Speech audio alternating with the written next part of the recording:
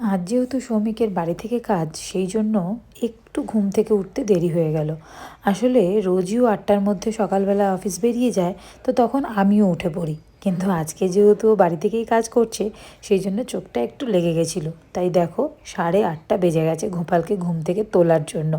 তো চলে আসলাম গোপালের কাছে, এসে দেখছি গোপাল তো নিশ্চিন্তে ঘুমাচ্ছে। মানে মা যতক্ষণ না ঘুম থেকে তুলবে ততক্ষণ তো উনি ঘুমিয়েই থাকবেন।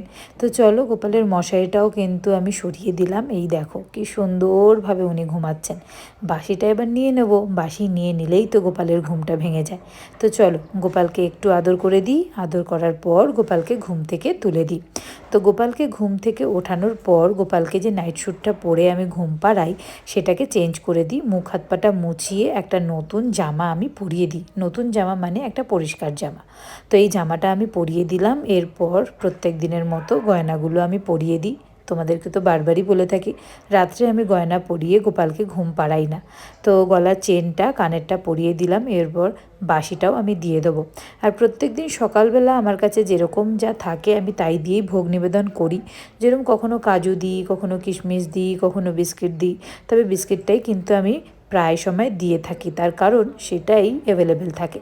তো যাই হোক, যখন যেটা থাকে তখন সেটা দিয়েই আমি গোপালকে ভোগ নিবেদন করি। আর এখন যেহেতু তুলসী পাতা নেই, সেই জন্য তুলসী পাতা দিয়ে ভোগ দিতে পারছি না। এই দেখো এখানে ক্রিম বিস্কুট রয়েছে, একটা চকলেট ক্রিম বিস্কুট আর একটা স্ট্রবেরি ক্রিম বিস্কুট। তো চকলেটটাই আজকে দিচ্ছি। এবং ভোগ নিবেদনের পর প্রত্যেক দিনই তো আমি আরতি করে থাকি। আরতি ছাড়া কিন্তু ভোগ নিবেদন সম্পন্ন হয় না। তাই সকাল, দুপুর এবং বিকেলে যখনই আমি ভোগ দিই তখনই কিন্তু আরতিটা করে থাকি। ভিডিওটা ভালো লাগলে একটা লাইক করে দিও।